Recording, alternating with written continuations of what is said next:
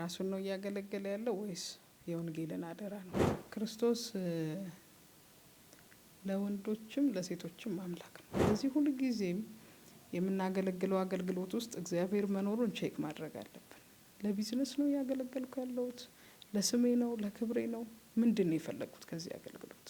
እነ ሚካኤል ዛሬ የምንጠራቸው እሱ አገልጋዮች ናቸው። ቀንና ሌሊት ያለ እረፍት እየታዘዙት እየተንቀጠቀጡለት፣ እንደኛ በትዕቢት ስልክ እየዘጋን እያማረጥን እንደሱ አይደለም፣ እየተንቀጠቀጡለት። ከመዝሙሮች ውስጥ አንዱ ዘምሪልን። ሩቅ ነው ልቤ ከልብ መንገድ አይደለም መንገድ የሽንገላ ነው መውደዴ ጌታዬ የምልህ ውዴ በቃና ዘገሊላ በቃና ዘገሊላ። በሀገር ውስጥም በውጭም የምትገኙ የቃና ዘገሊላ ሚዲያ ተከታታዮቻችን እንደምን አላችሁ? እነሆ የህይወት ዘቃና ፖድካስት መርሃ ግብራችንን ጀምረናል። አንድ እንግዳ ይዤላችሁ ስቱዲዮ መጥቻለሁ። አብራችሁን ቆዩ። በቃና ዘገሊላ።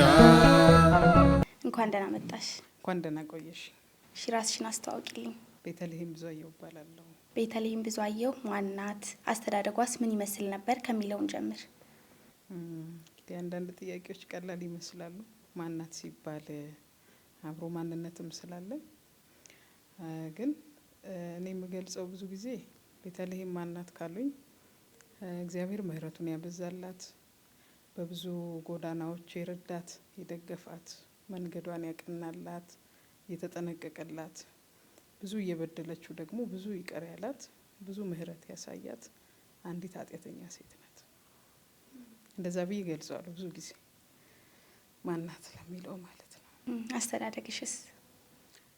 አስተዳደግ ያው እንደ ማንኛውም ሰው እዚሁ አዲስ አበባ ውስጥ ባለ አቃቂ የሚባል ትንሽ ለአዲስ አበባ ዳር ነገር ነው፣ ግን ተወልጄ ያደግኩት እዛ ነው እና በጥሩ እግዚአብሔር መርቆ በሰጠኝ እናት እጅን ያደግኩት መልካም እድገት አለኝ ብዬ አስባለሁ። እሷ በጣም እግዚአብሔርን የምትፈራ ሴት ስለነበረች ነፍሷን በገነት ያኖርልኝና በእሷ እጅ ስላደግኩኝ መልካም እግዚአብሔር የታየበት አስተዳደግ ነው ብዬ አስባለሁ። የትምህርት ሁኔታሽስ በፊትስ አገልጋይ ነበርሽ ወይ የሚለውንስ? አገልጋይ አሁንም ነኝ ብዬ አላስብም፣ ግን ያው ለማንኛውም ሰው በተምሬ በአካውንቲንግ ሙያ ግራጁዌሽን አድርጌያለሁ 2012 ላይ ማለት ነው። ከዛ በኋላ ግን በተለየ የህይወት መንገድ ከትምህርቴ ውጪ ባለ ህይወት ነው የምንቀሳቀሰው። ያው ትምህርቱ ግን በአካውንቲንግ ነው የተመረኩበት። አገልጋይ የሚለው ግን አገልጋይ አሁንም አይደለሁም ብዬ ያሰብኩት የራሴ የተለየ መረዳት ስላለኝ ነው። ማለት 2003 ላይ ነው በተለየ ሁኔታ እግዚአብሔር አምላክን ያየሁት ለመረዳት የሞከርኩት፣ ወይም ደግሞ ልብ የሰጠሁት ለቤተ ክርስቲያን ነገር 2003 ላይ ነው። በሰው ሰውኛ ከቆጠርሽው ከ2005 ጀምሮ አገልግሎት የሚለውን ነገር ለምሳሌ በዝማሬ የሚለውን ለማወቅ ለመለየት ችያለሁ። ከዛ ባለፈ ግን አገልጋይ ነኝ ወይ እሱ ጥያቄ ምልክት ውስጥ ነው። ተሳትፎሽስ ምን ይመስል ነበረ በአገልግሎት ውስጥ? ተሳትፎዬም ያን ያህል አሁን ብዙ አገልጋዮች አሉ አይደል ቤተክርስቲያን ውስጥ በብዙ ያገለግሉ የደከሙና እኔ በእነሱ ድካም የገባሁኝ ሰው ነኝ። በሰንበት ትምህርት ቤት ከ2005 ጀምሮ የመጣሁትም ከ2003 ስለሆነ ቤተክርስቲያን እኔ ማወቅ እድል የነበረኝ 2005 ጀምሮ በሰንበት ትምህርት ቤት ለመሳተፍ ሞክሬያለሁ።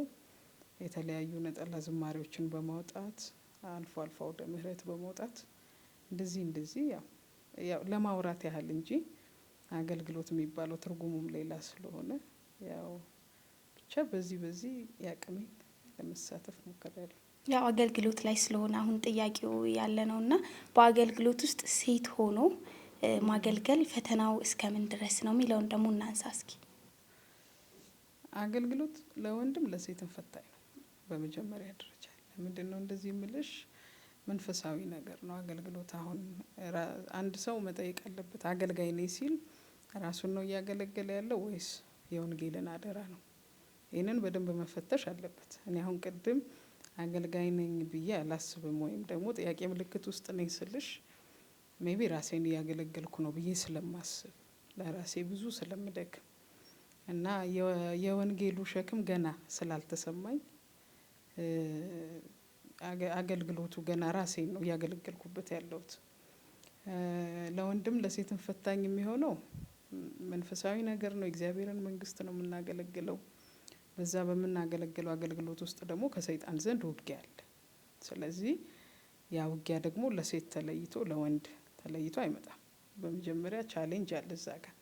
እንደ ሴት ስታመጪው ደግሞ ሴት ልጅ በተለየ ሁኔታ የምትፈተንባቸው በስጋ የሚገለጡ ሰዎች መንገዷን የሚያደክሙበት የሚያዝሉበት ሁኔታ ብዙ ታሪኮችም ስለምንሰማ በሴትነቷ ሴት በመሆኗ ብቻ የሚመጣባት ቻሌንጅ አለ። ያው እንግዲህ ያ እንዴት ነው የሚታለፈው? የእግዚአብሔር ጸጋ ያስፈልጋል፣ የራስም ጥንቃቄ ያስፈልጋል። ነገሮችን ሁሉ ይሄ በየዋህነት አለመከተል፣ መንገዱን ቼክ ማድረግ። እዚህ ስፍራ ላይ አገልግሎት ስለተባለ ብቻ እግዚአብሔር አለበት የለበት የሚለውን ቼክ ማድረግ፣ መመርመር መንገዱን እና ለሴት ደግሞ ያው ለወንድም ለሴትም ፈተና አለው ካልኩሽ፣ ለሴት ደግሞ በሴትነቷ ጭምር የሚመጣ ስላለ ፈተና ትንሽ ከፍ ይላል ማለት ነው። ካልበረታች፣ እግዚአብሔርን ተስፋ ካላደረገች፣ የጸናውን ተመልከቱ ስለሚል መጽሐፍም ያንን ካላየች ኢቨን መንገዷንም ተሰናክላ ወይ ወደ አደም የምትጠቀለልበት ሁኔታ ስለሚኖር ከዚህ አንጻር ፈተናው የሚበረታ ይመስለኛል። አንቺስ ተፈትነሽ ነበር ወይ? እንዴት ሳለፍሽው? እኔ አሁን የተለየ ስፔሻሊ አሁን ወይ ሴት ስለሆንኩኝ የተለየ ፈተና ገጥሞኛል የምለው ታሪክ የለኝም። በራሱ እኔ ገና አገልጋይም አይደለሁም። ብዙ የለፉ ብዙ ያንን ፈተና ምልሽ ፈተና ሲመጣ እኮ አንቺ ብዙ መስራት አለብሽ። ብዙ በሰራሽ ብዙ በተጓዝሽ ቁጥር በየመንገዱ የሚመጡ መሰናክሎች አሉ። እኔ ገና ያንን ጉዞ ስላልጀመርኩም ሊሆን ይችላል። ግን ከምሰማው ከምረዳው አንዳንዴ ሚዲያዎችም ላይ የሚወጡ ማለት ሴት እህቶቻችን ቤተክርስቲያንን ለማገልገል እግዚአብሔርን ለማገልገል በቅንነት በወጡበት መንገድ ላይ ያላሰቡት ነገር የገጠማቸው ያለ ፕሮግራማቸው ምልሽ ሰው መቼስ እቅድ ያቅዳል፣ ፕላን አለው የራሱና ያለዛ ሌላ የህይወት መስመር ውስጥ የገቡ ሴቶች አሉ። የምናየው ያው የአደባባይ ሀቅ ሆኖ የሰማናቸው ብዙ ነገሮች ስላሉ ከዛ አንጻር ይሄ ፈተና ከምን መጣ? ከሴትነቷ የተነሳ ነው። ትንሽ ዘመኑም የከፋ ሆኖ ደግሞ ራሱ ወንድም ላይ ብዙ አይነት ፈተናዎች የምንሰማቸው አሉ፣ ለጆሮአችን የሚያሳክኩ። ያው ያለነው በዘመን መጨረሻ ላይ ነው። ክፋት የበለጠ እየጨመረ የሚሄድበት የእግዚአብሔር ምሕረቱ ደግሞ እየበዛ ምክንያቱም ለፍርድ እየቀረብን ወይም የዘመን መጨረሻ እየሆነ ስለሆነ እነዚህ ቻሌንጆች አሉ። እኔ ጋር ግን በተለየ እንዲደርሷል ብዬ የምለው የለም። እንዲወረዳለው ሴቶች እህቶችን አገኛለሁ፣ አገልጋዮችን የደረሰባቸውን እንዲህ በግል ማቃቸው አሉ። ያ ደግሞ በተፈጥሯቸው የመጣ ፈተና ነው። አሁን እንደው ቤተልሔም አሁን በምን ስራ ላይ ነው የምትገኘው? አሁን መዝሙር በማቀናበር ሙሉ ጊዜ መዝሙር በማቀናበር ነው የማሳልፈው። ያው በግጥም ዜማ ድርሰትም አልፎ አልፎ እኔም በመዘመር ሙሉ ጊዜን ያው መንፈሳዊ ነገር ላይ ነው ያዋልኩት። የአንቺን አገልግሎት የሚፈልጉ ሰዎች ይኖራሉና እነሱ አንቺ ጋር ማሰራት ቢፈልጉ የት ብለው ይምጡ? እስኪ አድራሻሽን ንገሪያቸው። አድራሻዬ አቃቂ ቃሊቲ ዓለም ባንክ የሚባል አካባቢ ያለ ልዩ ስሙ። ያው እንግዲህ የቢሮ አድራሻ ይዛ ነው። አቃቂ ቃሊቲ ዓለም ባንክ የሚባል ሰፈር አለ። እንደው ብዙ ጊዜ እኔም እንደሰማሁት ሴት የድምጽ አቀናባሪ ለዚያውም በዝማሬ አገልግሎት ሰምቼ አላቅምና እንደው አንቺ ወደዚህ ሙያ እንዴት ገባሽ? እንዴት ጀመርሽው? እኔ እግዚአብሔር አምላክ በሚያውቀው ምንም ልቤ ውስጥ የሌለ ነገር ነው ማለት ጭራሽም የህይወቴ መስመር ይሆናል ብዬም አላሰብኩትምም። በእርግጥ አንዲት ጓደኛዬ ነበረች አብረን የምናቅድ አብረን ብዙ ነገር እናከናውን ነበረች እና ሀሳቡ ከሷ ነው የመጣው። ለምን እንዲህ አይነት እኔ ሞሮፍ ምን ላይ ያተኩር ነበር ግጥም መጻፉ ላይ ዜማ ደስ ይለኝ ነበር ከውስጤ ስለሆነ እሱን በጣም ወደው ነበር እንጂ ከዛ ባለፈ ይሄንን ስቱዲዮ እንትን ጭራሽ እኔ ልብ ውስጥ የለም።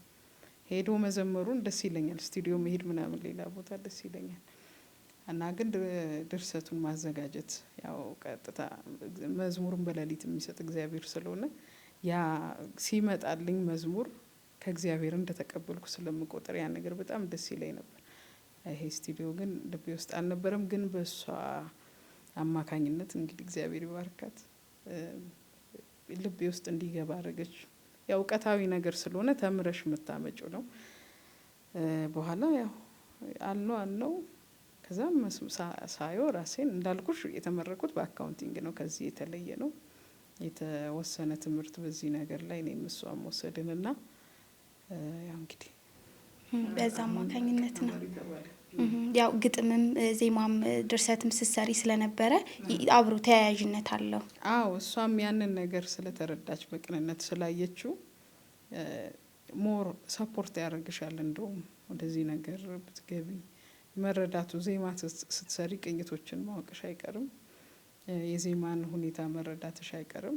ስለዚህ ስቱዲዮ የሚባለው ደግሞ በራሱ በደንብ ይደግፍሻል ማለት ነው። ይሄኛውን ጸጋሽን የበለጠ እንድትጠቀሚበት ይረዳሻልና በዚህ ምክንያት በእሱ አማካኝነት ነው እንጂ ከኔ ልብ የፈለቀ ወይ ፍላጎት ወሮይ ምናምን አይደለም። ከዚሁ ጋር ተያይዞ በስራ ላይ ያለሽ የተለየ የገጠመሽ ገጠመኝ ካለ እስኪ አጋሪኝ። ስራ ላይ ትንሽ እኔ ካለ ነገሬ ትንሽ ቀስ ያልኩኝ ነኝ ማለት ዘገያለሁ በጣም ለብዙ ነገር እና አንድን ነገር በደንብ እርግጠኛ ሳልሆንበት ኦፊሻል ማውጣት ምናምን በጣም ይከብደኛል። እና ትንሽ በወቅቱ ደግሞ ቸኮልን ስራው ገና እውቀቱን በደንብ ሳንይዘው እዚህ ስቱዲዮ ላይ ማለቴ ነው። ቸኮልንና የሚሰሩ ሰዎችን ወደ ቢሮአችን እንዲመጡ አደረግን። እውቀታችን ገና ነው ለዛ የሚያበቃ ወይም ሰውን ለመስራት የሚያህል አይደለም ገና እኛም በደንብ ማወቅ አለብን። እና እነዛ ሰዎች ደግሞ ይዘው የመጡት የአዲስ አመት መዝሙር ነው። አዲስ አመት ደርሷል እና በጣም አሁን ላይ በጣም እንደ ችግር የማይታይ በጣም ቀላል ስህተት በወቅቱ ግን በጣም ብዙ ዋጋ ያስከፈለን ከበሮ ድርደራ ይባላል እና እሱን አናቃትም። ምን ላይ ከበሮ ታይም አለው ምን ላይ እንደሚያርፍ አላቅም። እኔ በግሌ ሁለታችንም አናቅም ከጓደኛዬ ጋር ነው የምንሰራው እና አብሮን ደግሞ የሚያውቅ ያንን የሚያስረዳ ሰውም የለም። ዘማሪዎቹ ተቀዱ ምን ከምን እናድርገው። አንድ መዝሙር ቴምፖውን የማይጠብቅ ከሆነ የምትሰሪው ስራው ላይ የተበላሸ ነው። እና ሰዎቹ ኦልሬዲ ጳጉሜ አይ ቲንክ ካልተሳሳትኩ 4 ወይ 5 ነው እንግዲህ በነጋታው መዝሙሩን ይፈልጉታል። የተቻኮለ ነው አመጣጡም እና ብዙ ሆነን ስቱዲዮ ከበሮ ለመደርደር ትንሽ በጆሮ ከኛ ልምድ ያለው ሰው ብለን ያሰብነው መሳሪያ ተጫዋች ጋብዘን አደርን ስቱዲዮ ውስጥ። በጣም ቀላል አሁን ላይ በማለት 30 ወይ 40 ሰከንድ ቢፈጅ ነው ከበሮ ለመደርደር። ሙሉ ሌሊት አደርንና በወቅቱ እውነት ለመናገር የእንቁጣጣሽ መዝሙሮችም ይሁን እንደዚህ ቴሌቪዥን ላይ የሚመጡ ሙዚቃዎችን ስሰማ ያመኝ ነበር። በቃ ያስጨንቀኝ ነበር ያሳልፍነው ነገር እና በቃ ስቱዲዮ ውስጥ ማረሳው ልጆችም የሚያስታውሱት ለከበሮ ብለን ማደራችን ቀላል ስለሆነ ማለት ነው። አይ ጥሩ አጋጣሚ ነው። በዛውም ደግሞ እኮ ለማወቅ ደግሞ ጥረት የምታረጉበትም በዛው ልክ አዎ ትንሽ ለማወቅም ጊዜ ፈጀብን። ደግሞ የሚገርመው ግን ስናቀው በጣም ቃሉ ይገልጸው ይሆን አላቅም እንጂ ተራ ነገር ማለት ለመደርደር እዛ ላይ ከባድ ያልሆነ ነበረ። እና ግን አንዳንድ ነገሮች ትንሽ መስሎ በብዙ ይፈትኑ የለ እና ጥሩ ተምረንበት አሁን ላይ በቃ ያንን የበቀል ያህል ነው ከበሮ ስደረድ። ጥሩ ነው። እንደው ዓለም ለሴቶች ትልቅ መድረክ አላትና በራስ መተማመን እንዲኖራቸው ዓለም ለሴቶች ትሰብካለች። ክርስቶስ ደግሞ ክርስቶሳዊ ስብዕናን ተላብሰው እንዲያድጉ ክርስቶስ ይሰብካል ለሴቶችና እንደው የዓለምን አስተምህሮና ይሄ በራስ መተማመኑ የያዘውን አስተምህሮና የክርስቶስን ሙሉ ስብዕና ይዘን እንድንሄድ የሚያደርገውን አስተምህሮ እንዴት እናስኪደው፣ እንዴት እናጣጥመው የሚለው ላይ ሀሳብ ካለሽ? እንግዲህ ዓለም ከጥንት ጀምሮ ክርስቶስ ላይ ጠላት ሆኖ ይነሳል። ምክንያቱም ክርስቶስ ለወንዶችም ለሴቶችም አምላክ ነው። ሁላችን የእርሱ ልጆች ነን። መጽሐፍ እንደውም ወንድ ሴት ጨዋ ባሪያ የለም ነው እኮ የሚለው። ሁሉ በክርስቶስ አንድ ነው። ሁላችን አንድ ነን። አሁን ዓለም ምን ለማለት ትፈልጋለች? የጾታ ልዩነት እንዳለ፣ ወንድ ከሴት እንደሚበልጥ ወይም ደግሞ ሴትን የማያከብር ክርስትና ልክ እንደዛ እንደሆነ፣ ሴት ልጅ በታች፣ ሴት ልጅ የወንድ አገልጋይ ብቻ ክብር የሌላት እንደሆነ አድርገው እንደዛ አድርገው የሚያስቡ ሰዎች አሉ አሁን በዘመናችን።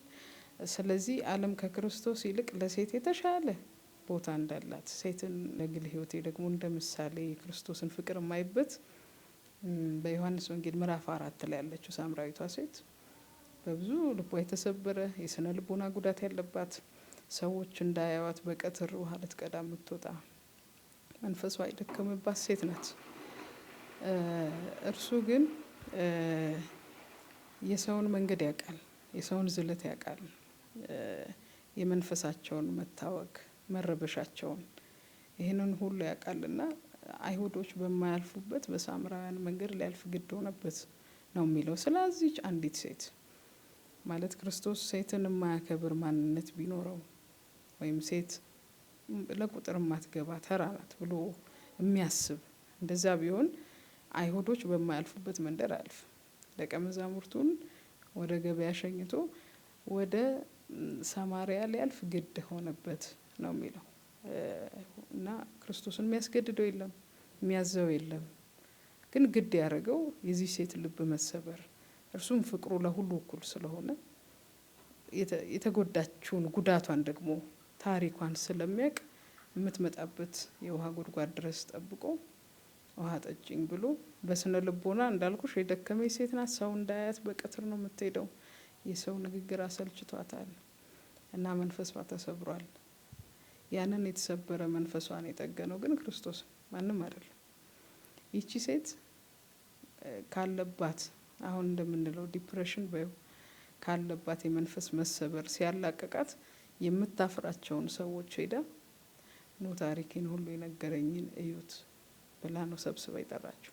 አንዲት ሴት በጓዳ ያለች ምንም አይነት ሰው ፊት መቅረብ የማይችል ስብዕና ያላት ማለት ከስነ ልቦና ጉዳት አንጻር ማለት ነው። ድንገት ወጥታ በአደባባይ ቆማ በአዋጅ ብትናገር ከየት ነው ያመጣችው ያንን ብርታት? የሆነ ፕሮሰስ ይፈልጋል እኮ። አሁን እኛ የስነ ልቦና ሐኪሞች ጋር ሄደን የተለያየ ጊዜ ወስደን ከሆነ ካለብን ችግር ለመላቀቅ ማለት ነው በጣም ፕሮሰስ ይፈልጋል። ክርስቶስ ያንን ሸክም ነው ያራገፈላትን። ስሯን ጥላ ወደ ከተማ ሄደች። የምታፍራቸውን የምትፈራቸው ሰዎች ወደ ክርስቶስ ጠራች።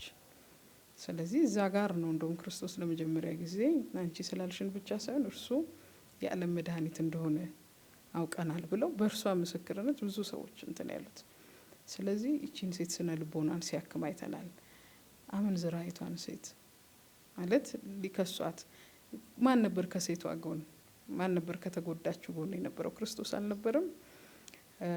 ስታመነዝር አግኝተናታል ብለው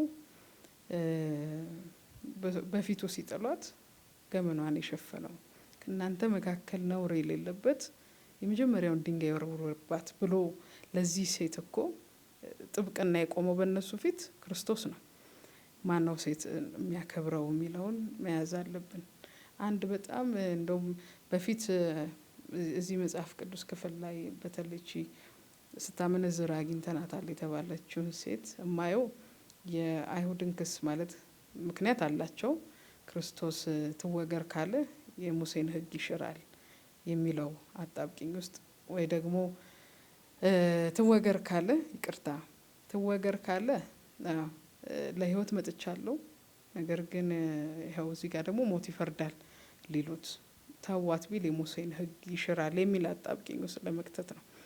ግን አንድ ሰው በቅርብ ምን አለኝ፣ በተለየ መንገድ ደግሞ እንዳየው ስለረዳኝ ነው። ከእናንተ መካከል ኃጢአት የሌለበት የመጀመሪያውን ድንጋይ ይወርውርባት ብሎ ነበር ጌታ። እና ሁሉንም እዛ ጋ ሊወግሯት የመጡትን ሰዎች ይቺ ሴት ማታ ማታ ታውቃቸዋለች። ያ ማለት ሁሉም ይገባሉ እሷ ጋር አለኝ። ይህንን በዚህ መንገድ አይቼው አላቅም ነበረ። አሁን የእነሱ ክስ ክርስቶስን አጣብቂኝ ውስጥ ለመክተት ነው የሚል ነው። ክርስቶስ ያውቃቸዋል። ማታ ማታ ይገባሉ። ብዙ ጊዜ አይተሽ ከሆነ ክብሩም ራስን መጠበቁ የሚጠበቀው ከሴቷ ነው። ይቺ አንዲት ሴት ክብሯን እንድታጣ የሚተባበር ወንድ አለ። አንዲት ሴት ከሴትነቷ በታች ተገልጣ እንድትኖር የሚያደርግ አንድ አካል አለ። ግን ሁልጊዜ ፍርዳችን ሴቷ ጋር። ክርስቶስ ያንን አልሻረውም ወይ? ከእናንተ መካከል የሌለበት ማታ እሷ ጋር ያልገባ ንጹሕ የሆነ ማያውቃት እሱ ይጣልባት ሲል ሁሉም አፍረው ተመለሱ። እና ይህንን ስሰማ ለካ እኛ በፈረድ ነው ልክ እኛም ላይ ፍርድ አለ። ያንን ነገር አድርገናል። ስለዚህ ለሴት ብዙ ሴቶች አሉ፣ እነ ማርያም መግደላዊት ምስክሩ አድርጓቸዋል አይደል? የትንሳኤው ሴቶችን ማን ነው ለሴት ክብር የሰጠው? ዓለም ወይስ ክርስቶስ? ዓለም ከክርስቶስ ጋር ተቃራኒ መሆን ስለምትፈልግ ሴቶችን የበለጠ እንደምታከብር ከፍ ከፍ እንደምታደርግ ለማሳየት ትሞክራለች። የክርስቶስ ፍቅር በስራ የተገለጠ የእውነት ወረት ያልሞላው ዓለም ዛሬ ሾማ ትሽራለች። ወረት ያልሞላው ወረት የማያውቀው የእኔ ስም ባለበት ሁሉ የእርሷም ታሪክ ይጻፍ እያለ ሴቶችን በደንብ አብሯቸው ሆኗል። ስነ ልቦናቸውን ጠግኗል፣ ገመናቸውን ሸፍኗል። እና ያው ክርስቶስ ግን የወንድም የሴትም አምላክ ነው። ስለ ሁሉ ይገዷል። ስለ ሁሉ ሰዎች ነን፣ ገባሽ? በአምሳሉ የተፈጠረን ነው እና በፊቱ ደግሞ ልዩነት የለንም። ሁሉ እንደ ስራው። ሴት በመሆኗ የምታመልጥ የምትጸድቅ የለችም፣ ወንድ በመሆኑ የሚጸድቅ የሚያመልጥ የለም። ሁሉ እንደ ስራው ከእጁ ይቀበላል ማለት ነው። ስለዚህ ያው ክርስቶስ ከሴቶች ጎን ሆኖ ጉዳታቸውን ሲጠግን አይተናል። እንደዛ ነው ማለት። እንደው ሴቶች አገልጋዮች ፈሪሃ እግዚአብሔር ኖሯቸው ጠንካራ ስብዕና የክርስቶስ ስብዕናን ይዘው እንደው እንዴት ያገልግሉ? ምን ትመክሪያቸዋለሽ? እንግዲህ ያው ሴት ላይ ስላተኮርሽ ነው እንጂ ሁሉም ሰው እግዚአብሔርን ፈርቶ ማገልገል አለበት። እግዚአብሔርን ካልፈራን የምናገለግለው አገልግሎት ቢዝነስ ሊሆን ይችላል፣ ለዝና ሊሆን ይችላል፣ እኛን ሊያሳድገን ይችላል። ቅድም እንዳልኩሽ ራሳችንን እያገለገልንበት ነው ማለት ነው። ራሱን ካገለገለ ሰው ያው ጌታ ተናግሯል፣ ዋጋውን ተቀብሏል፣ ዋጋቸውን ተቀብለዋል የሚላቸው ሰዎች አሉ። እኔ ዝና ፈልጌ ስዘምር ዝናን አገኛለሁ፣ ከሰማይ የምጠብቀው ዋጋ ግን የለኝም። ለምን? ዋጋቸውን ተቀብሏል። ጭብጨባ ነው የፈለኩት፣ ዝና ነው የፈለኩት፣ ሰው ፊት መወደድ ነው የፈለኩት። ያንን ይሰጠኛል፣ ዓለም ይሰጠኛል። በስሙ የራሴን ስም ነው ማለት ነው።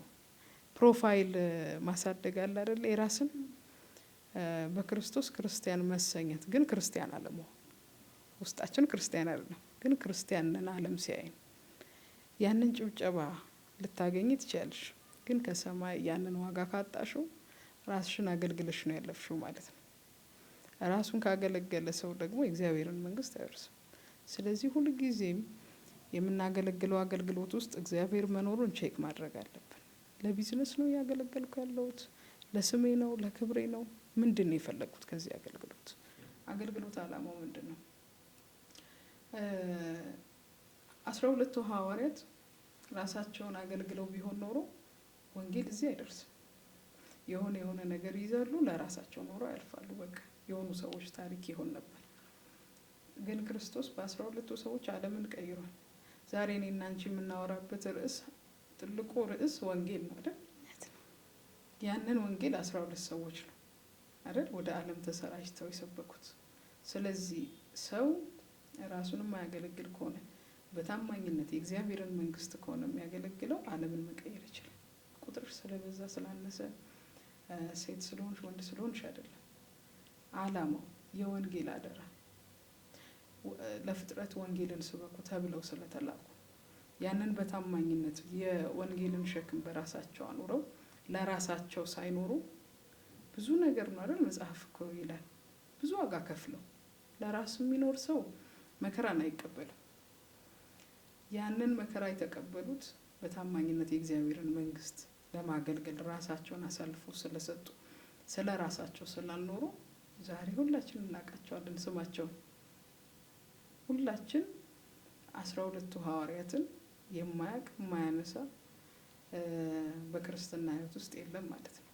አህዛብ እንኳን ያውቃቸዋል ማለት አይደለም። ክርስትና ውስጥ ያለ ሰው ለራሳቸው ኖሮ ቢሆንስ ስለ ራሳቸው አሁን አገልግሎታችንን ቼክ ማድረግ ያለብን እዚህ ጋር ነው።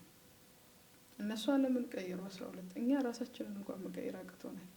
ሌላን ሰው መቀየር እኔ አንቺን መቀየር ሌላ ጉዳይ፣ እኔ ራሴን መቀየር አቅቶኛል። ለምን እያገለገልኩ ያለሁት ራሴን ነው። ለስሜቴ ነው እየኖርኩ ያለሁት፣ ለስጋዬ ነው። ይሄ ሪያሊቲ ነው። ደብር ከደብር ለይተን አይደለም የምንሄደው የተሻለ ክፍያ ፈልገን። ይሄ እኮ ሀቅ። ከዛ ክርስቶስ ጋር እዛ ጋር ተላልፈናል። ስለዚህ ሰዎችን መለወጥ አይደለም እኛ በቃ በቢዝነስ ልናድግ እንችላለን። የምንፈልገውን ነገር ልናገኝ እንችላለን። ቅድም እንዳልኩሽ ዋጋችንን እየተቀበልን ነው ማለት ነው። ዋጋው የተከፈለው ሰው ደግሞ ከሰማይ ሄዶ ምንም ዋጋ አይጠብቅም። ክፍያ ሁለቴ አይፈጽም። ለአንድ ነገር አንዴ ነው የሚከፈለው። ስለዚህ ሴትም ሆነች እኔ አሁን ሴት ወንድ እያልኩ መለየት አልፈልግም። ምክንያቱም መጽሐፍ የመሰከረው ጨዋ ወይም እውቀት ያለው ወንድ ወይም ሴት፣ ግሪካዊ አይሁዳዊ የሚባል የለም። ሁሉ በክርስቶስ አንድ ነው። እኔም ላገልግል፣ ወንድሜ የሚያገልግል፣ የምናገለግለው የአገልግሎታችን ዓላማ አንድ መሆን አለበት። እርሱም ሰዎችን ወደ እግዚአብሔር መንግስት ማምጣት፣ ምርኮን ከሰይጣን መናጠቅ፣ ከኃጢአት ዓለም መለየት፣ በክርስቶስ ያላመኑትን ወደ ክርስቶስ መንግስት ማምጣት። ወንጌል ሌላ አይደለም ጥሪው። ሰዎች ሁሉ ሰምተው እንዲድኑ ነው። ሰዎች ሁሉ ለእግዚአብሔር ልጆች እንዲሆኑ ነው። ቤተ ክርስቲያን ውስጥ ሆነው ደግሞ የዛሉትን የደከሙትን እንደገና እንዲበረቱ ማገዝ። አገልጋይ ከህዝቡ ስነ ልቦና አንድ ስቴፕ ከፍ ማለት አለበት። የተሻለውን ነገር እንደ መጥምቁ ዮሐንስ እነሆ ያለምን ኃጢአት የሚያስወግድ የእግዚአብሔር በግ ይኸው ብሎ መጠቆም። አምጥተን ራሳችን ጋር ማስቀረት የለብንም። ብዙ አምጥተን የኛ አድናቂ እንደሆነ ማድረግ የለብንም። እሱ ጋር እንደዛ ከሆነ እየሰራን ያለነው የዘፋኝነት ስራ ነው ወይም ደግሞ ዓለማዊነት ነው። ስለዚህ እንደ መጥምቁ ዮሐንስ አገልግሎት ማለት ሲመጡ እሱ ጋር እነሆ የዓለምን ኃጢአት የሚያስወግድ የእግዚአብሔር በግ የምትድኑበት፣ ነጻ የምትወጡበት ይሄኛው ነው መስመሩ። ስለዚህ አስተላለፍሽ ማለት ነው አይደል? ያ ሰው ወደ ተሻለው ክብር ገባ ማለት ነው። ከኃጢአት ተላቀቀ፣ ከዓለም ተላቀቀ ማለት ነው። አምጥተን እኛው ጋር እያስቀመጥ ነው ከሆነስ ራሳችንን እያገለገልን ነው፣ ራሳችንን ከፍ ከፍ እያደረግን ነው። በቃ አለቀ። የዓለማዊ መንፈሳዊ የሚመስል ዓለማዊ ስራ ማለት ነው። ስለዚህ ወንድም ይሁን ሴት እግዚአብሔርን ፈርቶ አውደ ምሕረት ላይ አንድ አገልጋይ ሲወጣ በፊት እኮ እግዚአብሔር ነው ያለው። ገባሽ? ከምንቀበለውን አበል አይደለም ማሰብ ያለብን፣ በፊት ያለው እግዚአብሔር ነው። እግዚአብሔርን የሚያህል አምላክ ኢማጂን። እግዚአብሔር ማለት ቅዱሳን መላእክት ሁሉ ሰራዊት ሁሉ በፊቱ በመንቀጥቀጥ በመራድ የሚሰግዱለት አምላክ ነው። እኔና አንቺ በፊቱ ምንድን ነው? ግን ቦታ ሰጥቶ አክብሮን በቤቱ ስፍራ ሰጥቶን እንድናገለግለው ሲመርጠን የተለየ ነገር ኖሮን አይደለም። እግዚአብሔር የድምፅ ክራይቴሪያ የሆነ የሚመርጥ አይደለም፣ በፍጹም አይደለም። እኛ ከሌላው እዛ ወደ ምሕረት ላይ ስንቆም የተሻለን ሆነን አይደለም። ህዝቡ ውስጥ ብዙ ጻድቅ አለ፣ ብዙ ከኛ የተሻለ ህይወት ያለው። ግን እግዚአብሔር ይህንን ስፍራ ሰጠን፣ ይሄንን እድል ሰጠን። ይህ አምላክ አገልጋያቱ ግን አይደለም።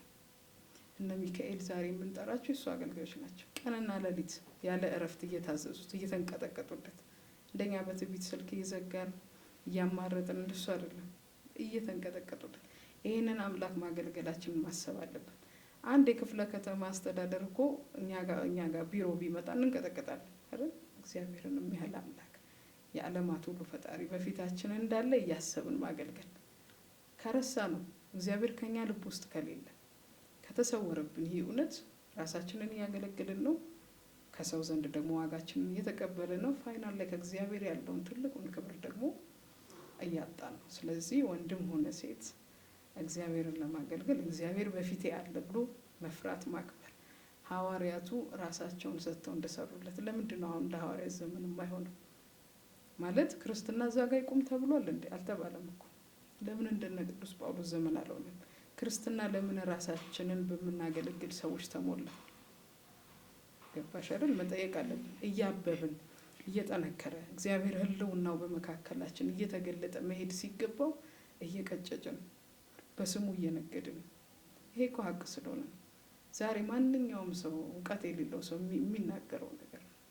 ክብራችንን እየፈለግን ከክርስቶስ ይልቅ ራሳችንን እያሳየን በዓለምም በቤተ ክርስቲያንም ፊት ራሳችንን እኛነታችንን ብቻ እየገለጥን እየኖርን ስለሆነ ክርስትናችን አለ ስታዩ፣ ህይወት ግን የለውም። ስለዚህ ሰዎች መለወጥ አቃታቸው። ግን እግዚአብሔር ደግሞ ስለሚጠራው ስሙ እያለ ኪዳን ስላለው ህዝቡን እለት እለት ይምራል እና እጁ ደግሞ እኛን ከመማርም አጥራ አታውቅም። በዚህ ምክንያት ነው። ግን ያው ወንድም ሆነ ሴት እግዚአብሔርን ሲያገለግል እግዚአብሔር በፊቴ አለ። እግዚአብሔር የኃይላት ሁሉ ገዢ ነው። አሁን የምንኖርበትን ምድር የምናየውን የማናየውን ሁሉ የሚያስተዳድር እሱ ነው። ስለዚህ ይሄ አምላክ አለ። አንድ ቀን ደግሞ እንደ ስራ ይከፍለኛል። ስለዚህ በፊቱ ልጠንቀቅ፣ እንደ ቸርነቱ ማለት ነው። እንደዛ ብለን ማገልገል ያለብን። ጥሩ ምክር ነው፣ ተቀብለናል። አሁን ደግሞ ወደ ዝማሬሽ ልምጣና ስንት መዝሙሮችን ሰራሽ፣ እንዴትስ ተሰሩ የሚለውን እናንሳ እስኪ። ያው 2006 ነው መዝሙር ስቱዲዮ ገብቼ መስራት የጀመርኩት። መነሻዬ ግን መስራት የምፈልገው 2005 ጀምሮ ነበረ። ይሄ የግጥም ዜማ ታሪኬን የሚጀምረው እዛ ጋ ነው። ምንም አይነት እግዚአብሔር በሚያውቀው ምንም አይነት እውቀቱ የለኝም፣ ግን መሻቱ ስለነበረ ውስጤ ታገልበት ነበር። ከዛን ያው እግዚአብሔር ፍቃድ ደግሞ 2006 ላይ ሆነና 2 ዝማሬዎችን ለመጀመሪያ ጊዜ ስቱዲዮ ውስጥ ገብቼ ከሌሎች ልጆች ጋር በመሆን አይ ቲንክ 6 ነን፣ 6 በአንድ ያኔ እንደዛ ይወጣ ነበረ ኮሌክሽን ስራዎች ማለት ነው። እና እንደዛ እያሉ በነጠላ በተለያዩ ጊዜያት ላይ የወጡ መዝሙሮች ቢቆጠሩ 12 ይሆናሉ በነጠላ ደረጃ። እና ሁሉም መነሻ ሀሳብ መነሻ ምክንያት ደግሞ አላቸው። ከመዝሙሮች ውስጥ አንዱን ዘምሪልን። ያው አሁን ሰው ትንሽ የሚያውቀው ሩቅ ነው የሚል መዝሙር አለ። እሱን ልበልልሽ። ሩቅ ነው ልቤ ከልብ፣ መንገድ አይደለም መንገድ፣ የሽንገላ ነው መውደዴ፣ ጌታዬ የምልህ ውዴ። ሩቅ ነው ልቤ ከልብ፣ መንገድ አይደለም መንገድ፣ የሽንገላ ነው መውደዴ፣ ጌታዬ የምልህ ውዴ። ለታይታ ነው የኔ ጌታ፣ ያንተ ሆኜ እኮ አላውቅም፣ ፍቅርህን ላውራው እንጂ በምግባር አልመስልህም።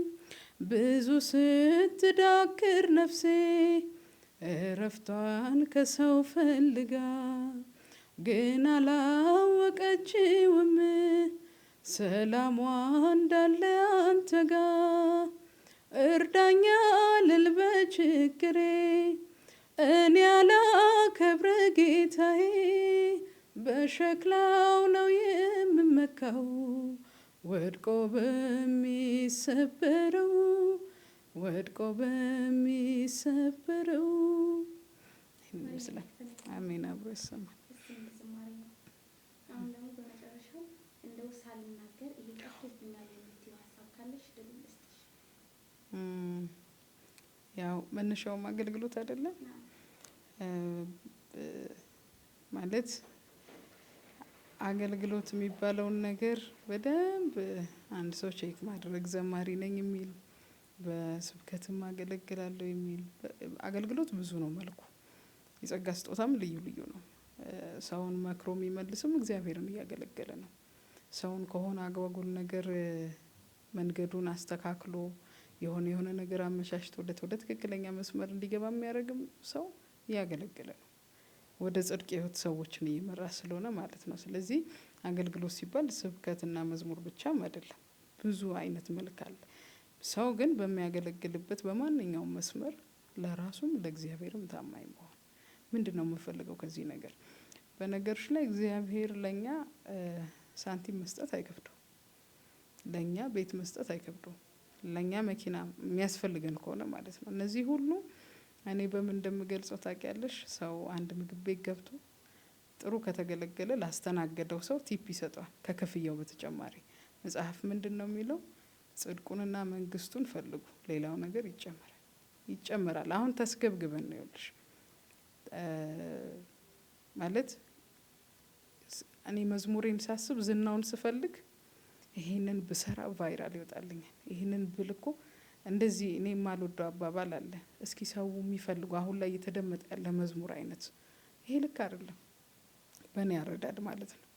ምክንያቱም ወደ ሰው ስነ ልቦና አይደለም መውረድ ያለብሽ፣ የሰው ስነ ልቦና ወደ እግዚአብሔር መንግስት ከፍ እንዲል ማገልገል። ቅድም እንዳልኩሽ እንደ መጥምቁ ዮሐንስ እንደዛ ነው መሆን ያለበት እንጂ እንደ ዘፈን የሰው ስሜት። ሰው እኮ ብዙ ሮሮ ላይ ነው፣ ብዙ የቸገረው ስለ ችግሩ እንድታወሪለት ሊፈልግ ይችላል። ያፈቀረውም ስለ ፍቅሩ መዝሙር ነው እንጂ እንደዛ ብትይለት ደስ ይለዋል። እንዴት አገልጋይ ወደ ሰው ስነ ልቦና ይወርዳል? ህዝብን ከፍ ማድረግ ገባሽ አይደል? አገልግሎት ተብለሽ ተለይተሽ ስትጠሪ እኮ የተሻለ አቅጣጫ ለህዝብ ያሳዩ ነው እና እንዲድን አድርጉ ነው እንጂ አብረሽ ኑሮ ጋር ከቤቱ ጣራ በታች እንዲያስብ አብረሽ ቁጭ ማለት የለብሽም። ስለዚህ የምናገለግለውን አገልግሎት ማወቅ፣ ቅድም እንዳልኩሽ በደንብ መስመሩን መለየት። እኔ ዝናይን ነው እየፈለግኩ ያለሁት፣ ቫይራል የሚወጣ መዝሙር ነው ፈልጌ ይሄኛውን መዝሙር ስሰራ እኔ ፐብሊክም የሚወጣ አልነበረም። ምክንያት አለኝ። አሁን እዚህ ጋር ማላነሳው ለአንድ ሰው ነው የሰራሁት። ለአንድ ሰው ነው የሰራሁት ማለት በዛ ውስጥ የኔ ድካም ተገልጦ ስለነበረ ለካ ውሸታምነቴን አዩት። ክርስትናዬ አንገቴ ላይ ብቻ እንዳለ አስሬው ብቻ እንዳለ ልቤ ውስጥ እንዳልታሰረ ሲገባኝ ጻፍኩት። በኋላ ግን ለሰዎች መልካም ከሆነ ማለት ይመክራል። እኔ ስለተገሰስኩበት ደግሞ መዝሙር የራስ አይደለም። አሁን እንከራከራለን አይደል? መዝሙር የኔ ነው እንትና ነው እየተባለ እኔ እንግዲህ ትንሽ ለየት ያለ አመለካከት አለኝ። መዝሙር የኛ አይደለም፣ የጸጋ ባለቤት እግዚአብሔር ነው። በሌሊት መዝሙርን የሚሰጥ እርሱ ነው። ተቀብለ ነው ከኛም የሆነ ምንም ነገር የለም። ስለዚህ እኔ ስላልሆነ ለምን ይሄንን መዝሙር ለሌሎች ገባሽ ለሌሎች አይሰሙትም? ስለዚህ በዛ ነገር ውስጥ ሰዎችን ማስተካከል የሚለው እንጂ የሆነ ዝና የሆነ ቫይራል የሚወጣ ስራ ይሄ ከጊዜው ጋር አብረን ስንበላሽ ማለት ነው። እንደዛ እንዳይሆን አገልግሎታችንን በእውነት በቅንነት እናድርገው። ቅዱሳን አባቶች እንዳለፉበት የዛን ያህል መሆን ባንችል እንኳን ሰው የራሱን ያህል ከተጠነቀቀ እግዚአብሔር ይረዳዋል፣ ያግዘዋል። ገባሽ? ግዴታ ጴጥሮስን ምሰይ ወይ ጳውሎስን ምሰይ እኮ አይደለም። ግን ዋኖቻችሁን ደግሞ አስቡ ተብለናል። በቀናው መንገድ ሂዱ ተብሏል። ይህንን ዓለም አትምሰሉ፣ ልባችሁን ለውጡ ተብሏል። ስለዚህ አገልግሎት ላይ እኔ በእርግጥ ሽቅብ የመናገር አቅም ኖሮኝ ሳይሆን አገልጋይ እያንዳንዱ አገልጋይ ነኝ ብሎ ራሱን የሚጠራ ሰው እግዚአብሔርን ነው እኔን ነው እያገለገልኩ ያለሁት። ይሄንን በደንብ ቼክ እኔ አሁን ራሴን አገልግሎ እኔ ልም ያለ ራስን ማገልገል ውስጥ ነኝ ያለሁት። እንደኔ አይነት ሰዎች እኔን የሚመስሉ እንውጣ ራሳችንን ከማገልገል። እስኪ ወንጌሉን እናዳምጥ፣ እስኪ ለሰዎች እንድረስ። ብዙ ተስፋ የቆረጡ ሰዎች አሉ፣ ብዙ የደከማቸው፣ ብዙ እግዚአብሔርን የናፈቁ መቼ ነው የምትመጣው ያሉ፣ ሰው የለኝም እያሉ ያሉ። እስኪ እነዛን ሰዎች አልጋቸውን ተሸክመው እንዲሄዱ እናግዛቸው፣ እንርዳቸው።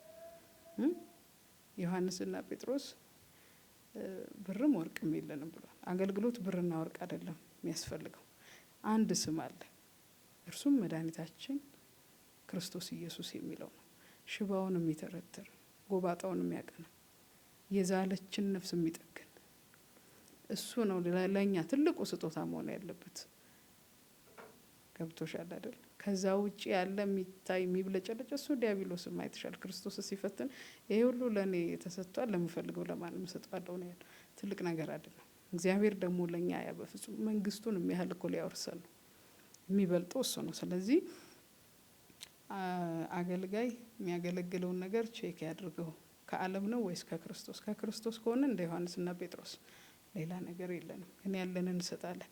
በናዝሬቱ በኢየሱስ ክርስቶስ ስም ተነስና ተመላለስ። ከድካማቸው እንዲፈቱ ይሄንን ነው ማገልገል ያለብን።